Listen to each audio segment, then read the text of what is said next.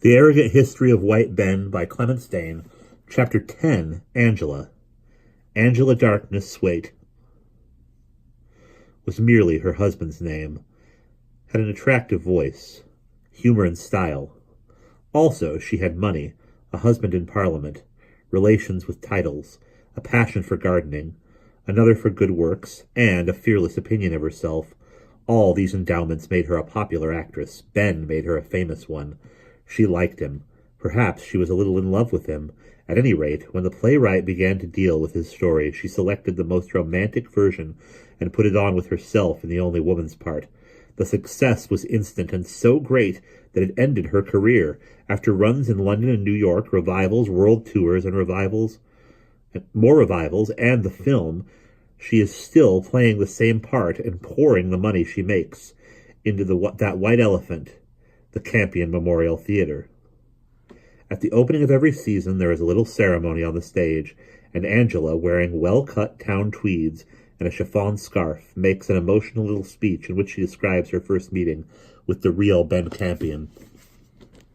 The part Peddle plays in it is small. He is mentioned, but not by name. He is merely the poor fellow Ben rescued from a most horrible death. The description infuriates Peddle, who always attends the meetings. Afterwards, in the stuffy, princely flat, which is his hobby, he dispenses intensely personal cocktails in improbably decorated glasses, and those curled up on the divan in a warm huddle hear Peddle's version of the first meeting between Angela and Ben. "He was pleased to see me," explains Peddle, "because he'd annexed me, see what I mean? But he put it across her from the start. When she told him she was Angela Darkness, he said, 'Oh,' and went on talking to me. He liked women all right, old women, secretaries, anyone who'd help him, but the flamey sort, nothing doing. You'd only to see him in a room with them. If he had to speak to them, he was gentle, much more than you'd think, but then he'd forget them, and that they couldn't believe. They could not believe he wasn't playing a game. So it worked out as if he were. See what I mean? Especially with Angela Darkness. He'd opened the car door and got in at once. Either of us could drive, he didn't care. But she put a hand on my arm and walked me around by the back of the car. She never kept a distance, nor let you keep yours. 'Now tell me,' she says, 'who is he?' I said, 'I can't even tell you his name, ma'am.' And that's all I meant to say. But after all, she was Angela Darkness. There was something about her. She hadn't got her own way for nothing all these years. So, instead of shutting up altogether, I found myself saying, 'But I'll tell you this, Miss Darkness,' and he doesn't know it yet, I said, 'I am his new chauffeur.' She gave me a look I didn't like. 'Has Miss Oleron sacked you? Why?' 'I'm sacking myself,' I told her. 'He promised me last night he'd see me again, so I'd be ready for when he wants me. That's the way I look at it. But you'll excuse me, ma'am,' I said. 'Instead of standing here talking, we ought to see to his arm. The sleeve's scorched anyway,' I said. That was enough. She was in the car in a jiffy. I drove, and fussing him. He wasn't having anything, he said. 'It may have hurt. It does not now. I have little feeling of that kind.' But she said he ought to have his arm looked at all the same. But that the doctor would be at the hospital, and once there, nothing would budge him. But he was coming in to dinner that night, and Bothering was coming to dinner too, a cessation party, so that if he cared to stay over, Ben said, 'I have to meet Lord Bothering, but he will not remember me. I wish to speak to him.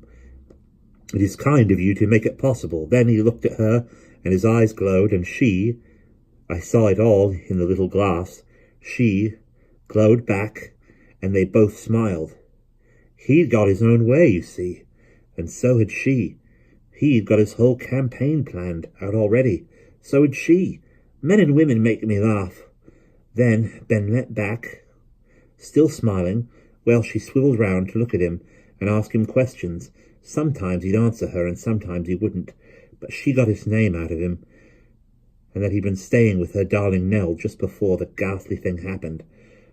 That was just what she wanted. Any friend of Nell's? By that time, we were rocking up the drive. She'd forgotten all about me in the police station, and I thought I might as well report the accident by telephone, for I was feeling pretty shaky, but I jumped out to open the door for them. Of course, as she got down, I saw it in her eyes. She meant to take him round the garden. So I said to him under my breath, "You'd better say your arm's bad, sir." He took my hint at once, but he didn't say, "My arm's hurting me after all." No, he just told her straight out that he wanted to be alone, so that, oh yes, he'd arranged for his secretary, Mr. Illico Smith, to meet him, and he'd like to see him as soon as he arrived. She had to struggle with herself, but Ben's eye won, and she took him up at once to one of the best rooms. I came after them, because he crooked his finger at me. It was a fine room, not my taste, of course, but still a fine room, looking west along the valley.